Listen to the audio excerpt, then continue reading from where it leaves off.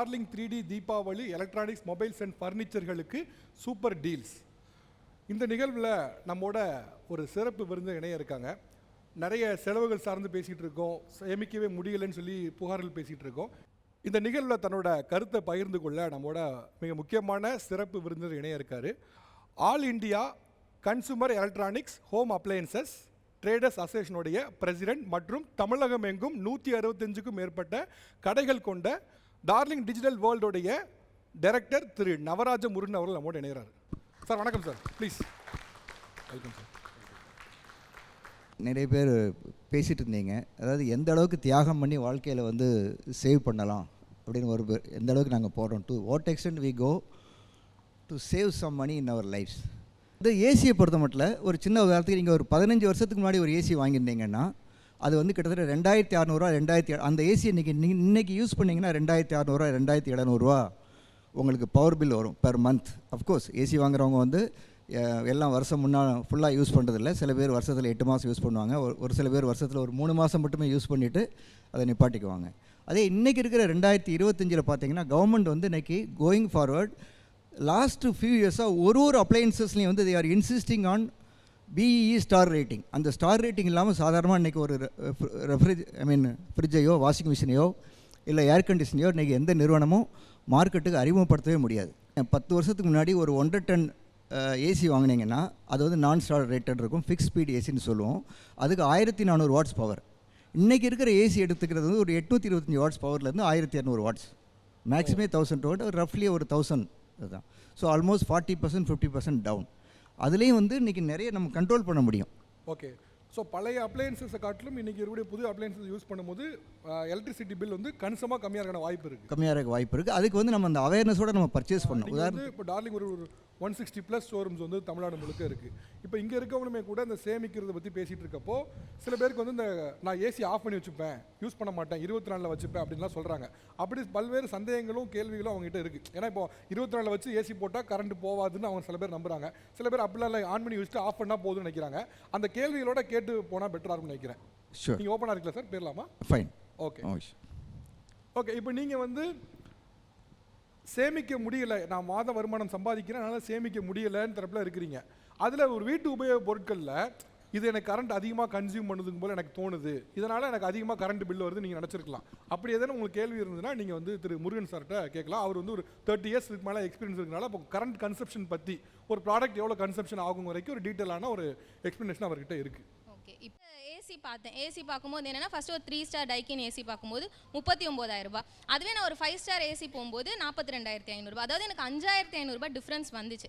லேட்டஸ்ட்டாக ஒரு 3 டேஸ் முன்னாடி தான் செக் பண்ணேன். டியூ டு இந்த டாக்ஸ் சேஞ்சஸ்னால நான் 20 செகண்ட்க்கு அப்புறம் எடுத்துக்கலாம், ஏன்னா அதனால ஏதாவது எனக்கு ஒரு 3,000 to 4,000 கம்மியாகலாம் அப்படின்னு நினச்சிட்டு நான் என்ன பண்ணேன்னா அதுக்காக பிளான் பண்ணி வெயிட் பண்ணேன். ஸோ இப்போ நீங்கள் இப்போ என்ன மாதிரி புதுசாக தண்ணி கொடுத்துட போகிறவங்களுக்கு என்ன மாதிரி சஜஸ்ட் பண்ணுவீங்க for power consumption, cost wise, everything?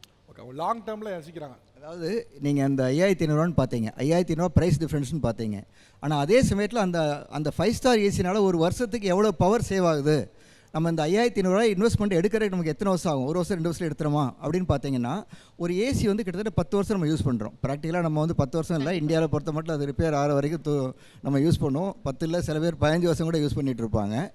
So நம்ம வந்து முதல் சாய்ஸ் இஸ் அவர்ஸ். ஒன்று நீங்கள் ஒரு 10% இன்வெஸ்ட்மெண்ட்டை ஜாஸ்தி பண்ணணுமா, அப்படி ஜாஸ்தி பண்ணிவிட்டு அதை 2 வருஷத்தில் எடுத்துகிட்டு பாக்கி 8 வருஷத்துக்கு அதை நீங்கள் என்ஜாய் பண்ணலாமா, சாய்ஸ் இஸ் யுவர்ஸ். ஸோ இது வந்து it's a question of affordability. ஆனால் இன்றைக்கி அதுக்கு தான் அந்த அஃபோர்டபிலிட்டி இன்க்ரீஸ் பண்ணுறதுக்கு தான் யூ வில் நாட் பிலீவ் இந்தியாவிலே வந்து யாரும் கொடுக்க முடியாத ஒரு ஸ்கீமை வந்து நான் ரொம்ப கஷ்டப்பட்டு கொண்டு வந்தேன். ஏன் கொண்டு வந்தேன்னா ஏசிக்கு வந்து டார்லிங்கில் மட்டும் 995 ரூபாய்க்கு, இந்தியாவிலே வேறு எங்கேயுமே அந்த ஸ்கீம் இல்லை. 995. ஏன் அதை கொண்டு வந்தேன்னா ஒரு வாட்டி நான் என்னுடைய ஸ்டாஃப் மீட்டிங் போட்டேன், அவங்ககிட்ட கேட்டேன். 150 பேர் இருந்தாங்க. அதில் 150 பேரில் 150 பேரும் ஏசி விற்கிறவங்க, ஏசி ப்ரொமோட்டர்ஸ் ஒரு 100 பேர், 50 பேர் என்னுடைய ஸ்டோர் மேனேஜர்ஸ். அவங்ககிட்ட கேட்டேன், நீங்கள் ஏன்னா இன்றைக்கி ஏர் கண்டிஷனர் அப்படின்ட்டு நீங்கள் எல்லாருமே நீங்கள் வீட்டில் வச்சுருப்பீங்க. நம்மள மாதிரி தான் நமக்கு கீழே ஒர்க் பண்ணுறவங்க, நம்ம கூட ஒர்க் பண்ணுறவங்க அப்படின்றவங்களாம். ஆனால் இன்றைக்கி ஏசி பெனிட்ரேஷன் இந்தியாவில் பார்த்தீங்கன்னா ஒன்லி ஹார்ட்லி 8 to 10% மொத்தமாகவே. ஏன்னா சைனாவில் வந்து இப்போ 60%. எல்லோரும் என்ன சொல்லுவாங்கன்னா ஒரு ஏசி மீட்டிங்கில் சைனாவை பாருங்கள், சைனாவில் வந்து 60% பெனிட்ரேஷன். ஆனால் அவங்க எல்லோரும் ஒன்றை மறந்துடுவாங்க, சைனாவில் பெர் கேபிட்டா இன்கம் $13,000, நம்ம ஊரில் less than $3,000. அப்படி இருக்கும்போது நம்ம மக்களுக்கு வந்து அந்த அஃபோர்டபிலிட்டியை கொடுக்கணும். அதனாலே நான் என்ன பண்ணேன், 3 வருஷம் போராடி 30 மாதம் ஸ்கீம் எடுத்து வந்தேன். அதாவது 995. நீங்கள் இன்னொன்று புரிஞ்சுக்கணும், இந்த 30 மாதம் ஸ்கீமுக்கு 6000 ரூபா இன்ட்ரெஸ்ட் இருக்காது. நீங்கள் கட்டல, நான் கட்டல. The brand is paying. So practically I made the brand pay. என்ன சொன்னேன்னா, ரொம்ப ஒரு 20,000 30,000 40,000 அந்த மாதிரி ஏர்ன் பண்ணுறவங்களுக்கு, அதாவது அதை என்ன சொல்லுவாங்கன்னா பாட்டம் ஆஃப் த பிரமிட்னு சொல்லுவாங்க. பாட்டம் ஆஃப் த பிரமிடில் நீங்கள் கீழே போக போக எவ்ரி 100 rupees மேட்டர்ஸ் இன் இஎம்ஐ.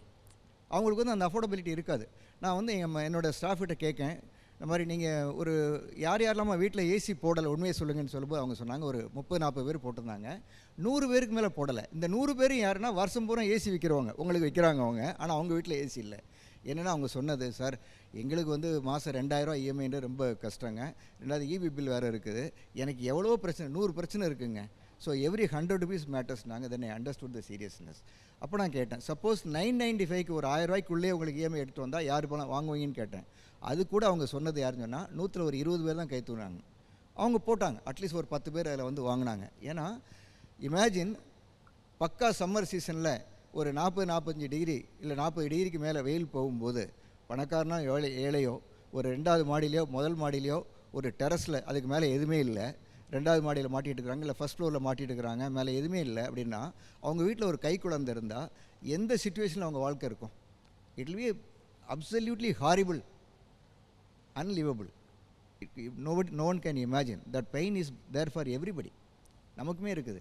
இன்றைக்கி நைட்டில் ஒரு மணி நேரம் ஏசி கட் ஆகிடுச்சு, இல்லை நம்ம யூபிஎஸ்சில் ஏசி வேலை செய்யலை அப்படின்னாக்கா பக்கா சம்மர் சீசனில் வந்து we suffer. ஸோ அதுக்கு வந்து இன்றைக்கி affordability we are also creating. கவர்மெண்ட்டை பொறுத்தவரை அவங்க என்ன பண்ணுறாங்கன்னா, அவங்க energy consumption, they keep on energy கன்சம்ஷனில் வந்து அவங்க வந்து இன்சிஸ்ட் பண்ணிகிட்டே இருக்கிறாங்க. இந்த வருஷம் கூட, இந்த வருஷத்தில் இருக்கிற 5 ஸ்டார் ஏசி அடுத்த வருஷம் 3 ஸ்டார் ஆகிடும். ஸோ அடுத்த வருஷம் அந்த 5 ஸ்டாரை வந்து இன்னும் இப்போ 825 வாட்ஸ்னா மேபி அடுத்த வருஷம் அவங்க 625 வாட்ஸுக்கு அதை கொண்டுருவாங்க. ஓகே, சும்மா ஒரு புரிஞ்சுக்கிறதுக்காக, மக்கள் பார்வைக்கு புரிஞ்சுக்கிறாங்க சார். இப்போ வந்து ஒரு 3 ஸ்டார் ஏசி வந்து சம்பர் ஒரு 35,000 ரூபாய் வச்சுக்கோங்களேன், ஒரு 5 ஸ்டார் ஏசி ஒரு 40,000 ரூபாய் இருக்கும், 5,000 ரூபாய் வித்தியாசம் இருக்குது. இப்போ வாங்குறவங்க இந்த 5,000 ரூபாயை கட் டவுன் பண்ணுறதுக்காக நான் 3 ஸ்டார் ஏசி வாங்குறேன்னு வராங்கன்னு வச்சுக்கோங்க. இந்த 5,000 ரூபாயை அவங்க ஒரு நாளைக்கு சம்மரில் யூஸ் பண்ணுறாங்க, தினமும் யூஸ் பண்ணுறாங்கன்னு வச்சுக்கோமே. அப்படின்னா அந்த 5,000 ரூபாய் எப்போ மீட் எடுக்க முடியும்? அந்த நான் செலவு பண்ண அந்த 5,000 ரூபாயை நான் எப்போ திரும்ப பெற முடியும்? இந்த இயர் ஃபுல்லாக நான் சொன்ன மாதிரி ஒரு 8 மாதம் யூஸ் பண்ணாங்கன்னா மேபி ஒரு 1.5 வருஷத்தில் 2 வருஷத்தில் அதை எடுத்துடலாம்.